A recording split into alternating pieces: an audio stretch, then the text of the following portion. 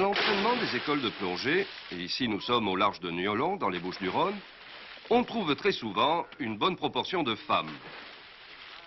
Et pourtant, très curieusement, si les femmes peuvent préparer des diplômes dans cette spécialité, être monitrices de plongée par exemple, elles ne peuvent en exercer le métier à titre rémunéré.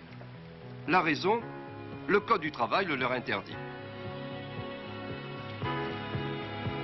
Nous, les femmes, on peut passer des examens. En fait, et puis, on n'a aucun débouché, parce qu'on n'a pas le droit de travailler avec ces examens. Mais ça tient à quoi, ça?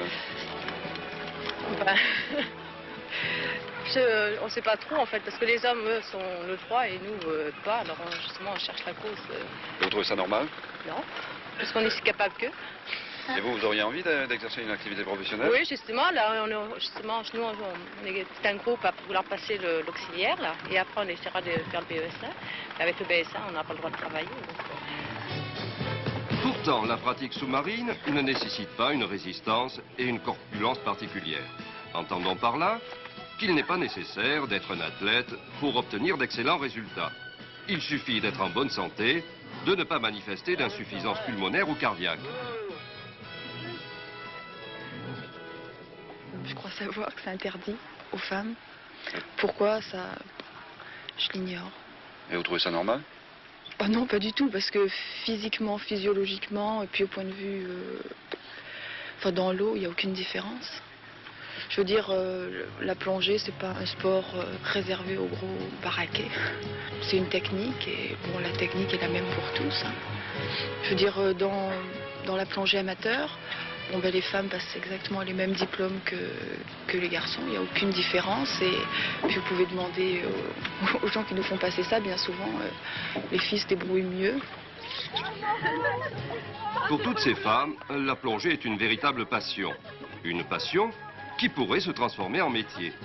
On peut donc s'étonner que la législation soit aussi sévère et que le Code du travail fasse preuve d'une telle discrimination.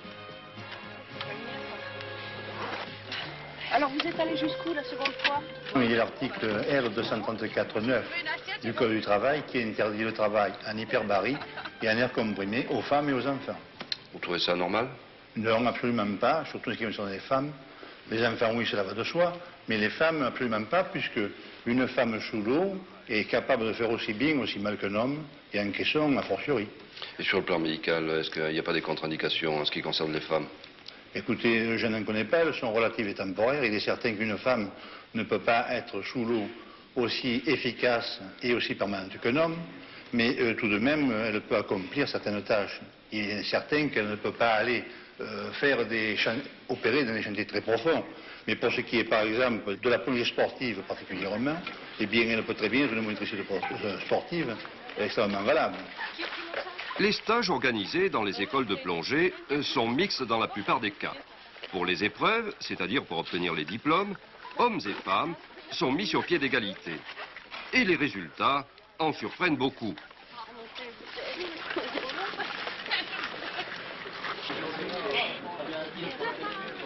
La particularité de la plongée, c'est de ne pas demander d'efforts physiques particuliers. Et au plus on avance, au plus on sait plonger, moins il y a d'efforts à faire. Et c'est une question de méthode et d'organisation, et les femmes sont assez douées dans ce domaine. Et ici, en tout cas, vous les formez pour devenir, entre autres, monitrices. Oui, il y a des femmes qui vont jusqu'au monitorat. Disons que je fais un certain nombre d'examens que je fais passer. Et nous avons des résultats qui sont excellents avec les femmes. Et quelquefois, les femmes sortent. Il y a eu des femmes qui sont sorties au moins 2-3 fois, qui sont sorties majeures de promotion dans des stages de plongée où elles étaient confrontées avec des hommes.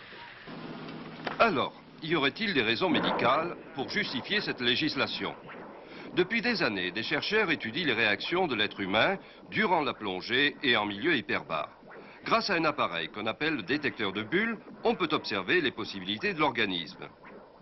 Le plongeur, utilisant un mélange d'azote et d'oxygène, il est indispensable de savoir si le sujet élimine bien l'azote au cours de la remontée pour éviter les accidents de décompression. Qu'est-ce que vous faites là? Qu'est-ce que vous observez? Alors je pratique chez cette femme ce qu'on appelle dans le jargon scientifique la détection de bulles. Et l'objectif, c'est quoi? c'est de voir la quantité de bulles qu'a cette femme à la sortie d'une plongée au niveau du cœur, en vue de prévenir un accident éventuel de décompression. Quantité de bulles, ça signifie quoi? C'est-à-dire lorsque le sujet plonge, il dissout de l'azote dans l'ensemble de son organisme et à la remontée, il faut que cet azote s'élimine. Alors il y a deux manières de s'éliminer, soit sous forme dissoute dans le sang, soit sous forme gazeuse. Alors faire plus de bulles, moins de bulles par rapport à la plongée, qu'est-ce que c'est qui est intéressant? Alors, on a des travaux qu'on a pratiqués déjà depuis 5 ans à Comex, montrent qu'il y a une relation étroite entre le fait de faire des bulles et les petits incidents de décompression. Et alors, il vaut mieux évidemment remonter sans faire de bulles détectables avec cet appareil. Ces analyses, ces observations ont été faites sur des plongeurs professionnels et sur des amateurs. L'éventail regroupant aussi bien des sujets hommes que des sujets femmes. Il est évident que les plongées profondes industrielles qui se font actuellement pour les forages de pétrole demandent des compétences autres que les compétences de la plongée, qui sont tout à fait particulières et des travaux qui sont souvent des travaux d'hommes, comme soudeurs. Mais sur le plan organique, physiologique? Sur le plan organique, physiologique, non, je ne pense pas que les femmes soient plus inaptes que les hommes à plonger, même très profond. Alors vous avez étudié ces femmes qui plongent, est-ce que vous avez observé des choses très particulières? Est-ce que les femmes sont très différentes sur ce plan-là des hommes?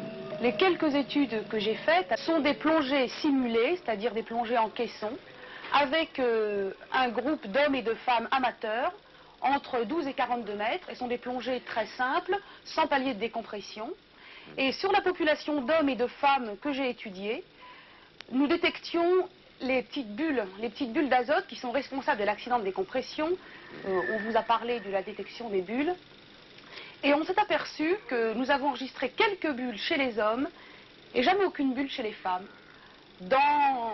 Avec une population très hétérogène, c'est-à-dire qu'il y avait des femmes avec une masse graisseuse importante, d'autres très maigres. Les populations étaient comparables, entraînées ou peu entraînées au sport, et il s'est avéré qu'il y avait moins de bulles chez les femmes que chez les hommes. Je vais vous mettre le masque. Ainsi, très souvent, les femmes font moins de bulles et résistent mieux. Dans les caissons hyperbares, où on traite certaines maladies et les accidents de décompression, le personnel médical est soumis aux mêmes conditions que les plongeurs. Et pourtant, ce travail aussi est interdit aux femmes. De toute façon, on vous surveille de l'extérieur, sans problème. Le Code du travail nous l'interdit, mais il n'y a absolument aucune législation hospitalière concernant les centres hyperbares. Donc, les personnels qui y travaillent sont des personnels qui ont été formés sur le tas et qui n'ont aucune spécialité à proprement parler. C'est-à-dire que si vous aviez un pépin, un accident, vous êtes protégé par la législation ou pas? Absolument pas. Vous trouvez normal, en tout cas, que la législation soit aussi stricte en ce qui concerne les femmes, l'activité professionnelle, sous la mer ou en tout cas dans ces conditions-là, quoi? Elle me semble absolument ridicule, surtout pour la thérapeutique. De toute façon, il faut bien se dire qu'on a des malades femmes que l'on passe aux caissons, donc je ne vois pas pourquoi il y ait une telle discrimination. Oui, pourquoi une telle discrimination? Dans une période où l'on parle beaucoup de promotion féminine, d'égalité des chances, une telle législation apparaît totalement anachronique. Pour toutes ces femmes passionnées de la mer, passionnées de plongée, le Code du travail mérite un certain dépoussiérage.